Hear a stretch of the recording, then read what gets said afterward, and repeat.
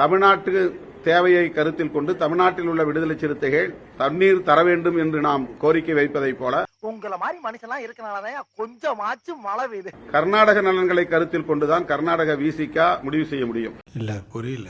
கர்நாடக நலன்களை கருத்தில் கொண்டுதான் கர்நாடக விசிகா முடிவு செய்ய முடியும். என்னடா சொல்ற?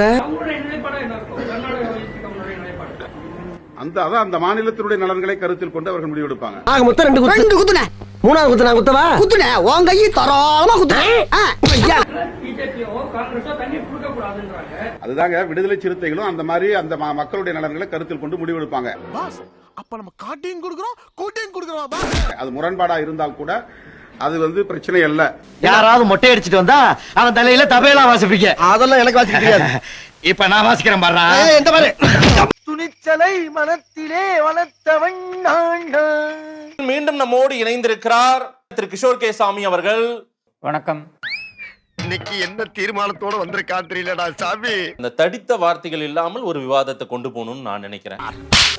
அதெல்லாம் சொல்லக்கூடாது. அதெல்லாம் சொல்லக்கூடாது. ஏன் சொல்றடி? அதெல்லாம் நீ சொல்லக்கூடாது. திமுக பற்றி பேசுறீங்கன்னா நியாயம் தர்மம் இதுக்கெல்லாம் இடமே கிடையாது. அது அவ்வளவுதான். டைம் முடிஞ்சது. வா. என்ன பண்றாங்கன்னு பார்த்துட்டு போலாம்னா. அதனால நீங்க திமுக பத்தி பேச போறீங்கன்னா என்னிடம் இருந்து நீங்கள் அதே பாணியில் தான் பதிலை எதிர்பார்க்க வேண்டும்.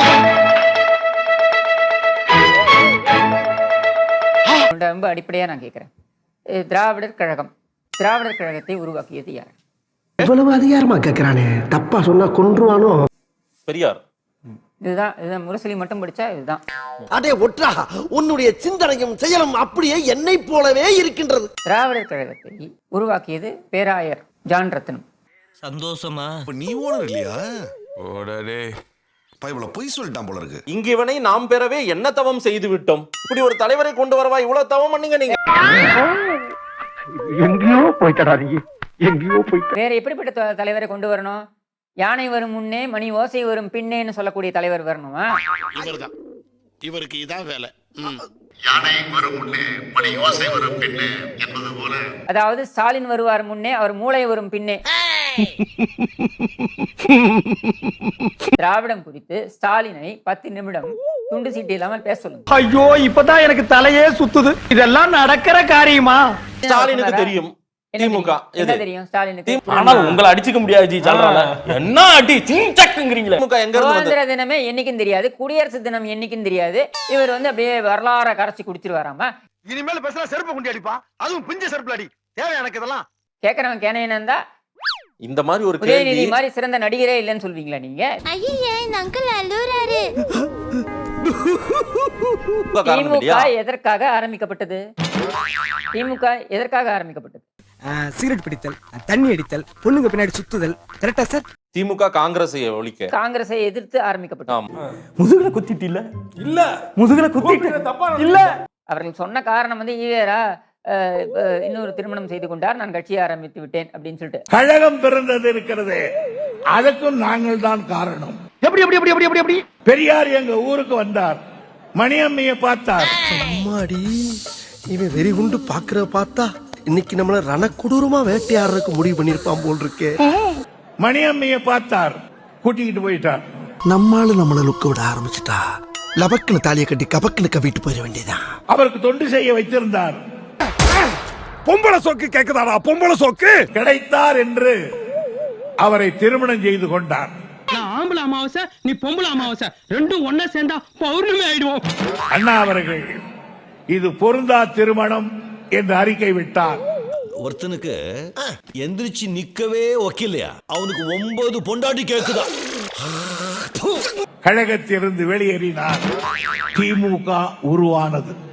நீங்க சொல்றத வச்சு பார்த்தா ஆமாண்டா குண்டா, இவனது ஒரு கேவலமான குடும்பம். ஆக வேலூரில் இருக்கிற மணியம்மை இல்லாவிட்டால் திமுக வந்திருக்கார். எம்ஜிஆர், ஜெயலலிதா அப்படின்னு ஒவ்வொன்னா பார்த்தாங்கன்னா ஒரு வீடு தான் எட்டி பார்க்கலாம், இங்க பல வீடுகள். அதனால அதை விட்டுருங்க. எங்க புள்ளைங்க எல்லாம் பயங்கரம், எங்களை பார்த்த தமன்னா மயங்கி ஓய்ந்துரும். தெரியாம இருக்காரு. ஆளுநரே அடக்குவன் வாய் அடக்க முடியாது, என்ன பண்ணுவேன்? ஆளுநர் வரலாறு தெரிந்து பேச வேண்டும். நாங்க பேண்ட்ல ஒண்ணுக்கு போயிடுவோம். ஆளுநர் இதுதான் உங்களுடைய திராவிட மாடல். ஆளுநர் வரலாறு தெரிந்து பேச வேண்டும். ஆமா, நீ ரொம்ப விவரம் தெரிஞ்சவன் போடா. பெரிய விவரம் தெரிஞ்ச திராவிடத்துக்கு வரலாறு இருக்குது. ஆமாதான், ஒரு பெரிய அலெக்சாண்டர், இதுக்கெல்லாம் ஒரு வரலாறு. உங்க திமுகவுடைய நீண்ட நெடிய கொடிய வரலாறு எல்லாருக்குமே தெரியும். ஐயா, நான் அந்த ஊருக்காரங்கிட்டையும் என் பொண்டாட்டிட்டையும் வேற பாடிசா சொல்லி வச்சிருக்கப்பா, என்னை தெருவுல நார் அடிச்சிடாதப்பா. இதே கேள்வியை ஸ்டாலின் கேட்டிருந்தா தான். என்ன தெரியும் ஸ்டாலினுக்கு? அவனை சொல்லி நிறுத்துக்கலடா, அவன் நிறுத்துற லூசுக்கு மட்டும் வர நிறுத்துற அவனை. கட்சியில திராவிடம் பேர் வேணா தூக்கி போடுங்கன்றாங்க. நான் ஏன் போடணும்? எங்க மானத்தையும் வாங்குறீங்களேன்றாங்க. அது உங்களுக்கு மானம்னு ஒண்ணு இருந்தா அதை வாங்குறதுக்கு.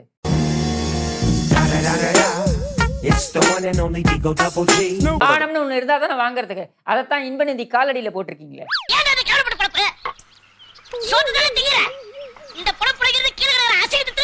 ரொம்ப சிம்பிளா நான் கேக்குறேன், உங்களுடைய திராவிட வரலாறு என்ன? திராவிடத்துக்கு சரியான காப்பிரைட்ஸ் இன்னைக்கு திமுக கிட்ட தான் இருக்கு. வாங்குற காசுக்கு மேல கூறாடா கொய்யா. போடா கொய்யால காசாடா முக்கியம், கூவல் தான்டா முக்கியம். யார் சொன்னது? கீ வீரமணி சொல்லட்டும். யார் சார் வரே? இவரு தெரியல. பிரிட்டிஷ் இளவரசர் சார்லஸ். இன்னைக்கு யாரு ஓசியில பிரியாணி வாங்கி கொடுக்குறாங்களோ அவருக்கு பேசுவாருங்க. அவரு ஓசி சோறு வீரமணின்னு அவருக்கு பேரே இருக்கு. திமுக இன்னைக்கு கம்பீரத்தோட என்ன நிக்குதுங்க. கம்பீரத்தோட நிக்கிறது? உங்க கம்பீரம் என்னன்றதை நான் பார்த்தனே. காலையில் ஏன் விடுகிறது என்று எனக்கு ரொம்ப பயமாக இருக்கிறது. சொன்னது யாரு? ஸ்டாலின் தானே.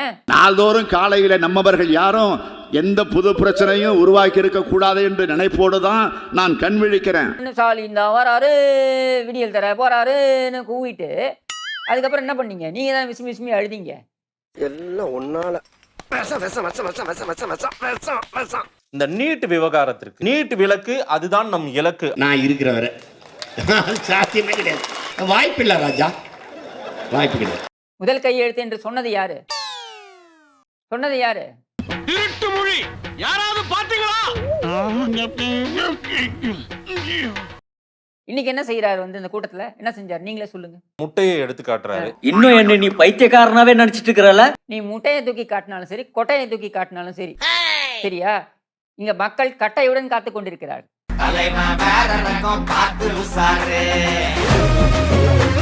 நாகரிகமா பேசுங்க. என்ன நாகரிகம்? அப்படிதான் பேசுவேன், அப்படிதான் பேசுவேன். ஏங்க திட்டிட்டா நீ பொத்திட்டு உட்கார்ற. யாரிடமெல்லாம் புழுகினாயோ அவரிடம் சென்று மன்னிட்டு மன்னிப்பு கேள். உங்க வீட்டு பிள்ளையா நினைச்சு எல்லாரும் என்னை மன்னிச்சிருங்க. ஏண்டா பண்றதையும் பண்ணிட்டு எங்க வீட்டு பிள்ளையாடா நீ? அடிக்கடா அவனை. திமுக எங்கயாவது அவமானப்படணும், அதை நீங்க பார்த்து சிரிக்கணும், அதுதான் உங்க ஆசை. ஆமாம், திமுக மானங்கெட்டு போகணும். ஆனா எவ்வளவு வன்மம் உள்ள இருக்குன்றத தெரியுதுடா இதுல இருந்து. எப்படா தெரியல நீங்க? அந்த பையனுக்கு பயம் இல்ல. அந்த இனாம்